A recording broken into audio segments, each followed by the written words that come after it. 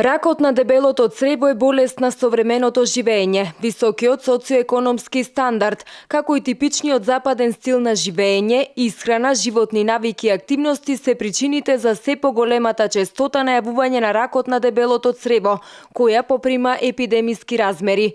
Токму новаа тема односно за тоа како се проширува ракот на цревата, какви се најновите пристапи во лекувањето, што е најдобрата превенција и така натаму. Денеска во Битола се одржа работилница. Болеста, како колоректален карцином, е болест на генот.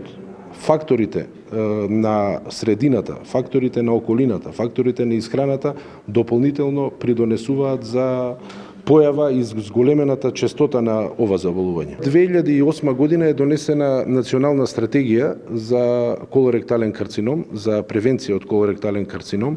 Во рамки на таа национална стратегија до овој момент се поделени преку 100.000 бесплатни тестови за фекално окултно крвавење, така да тие се дистрибуирани преку матичните лекари и граѓаните имаат можност да ги искористат тие тестови.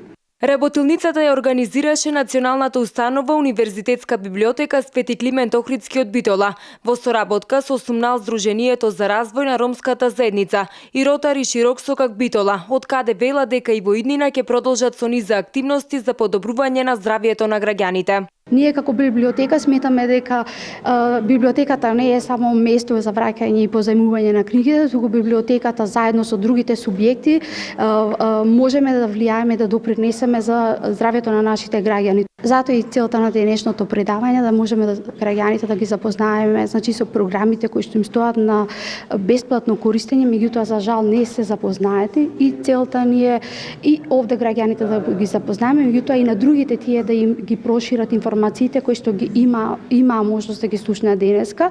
Податоците покажуваат дека инциденцата на заболени од рак на дебело црево е 25,7 на 100.000 годишно. Односно, секоја година во Македонија се откриваат околу 600 нови случаи. Од нив околу 350 се третираат и оперираат на Универзитетската клиника за дигестивна хирургија во Скопје.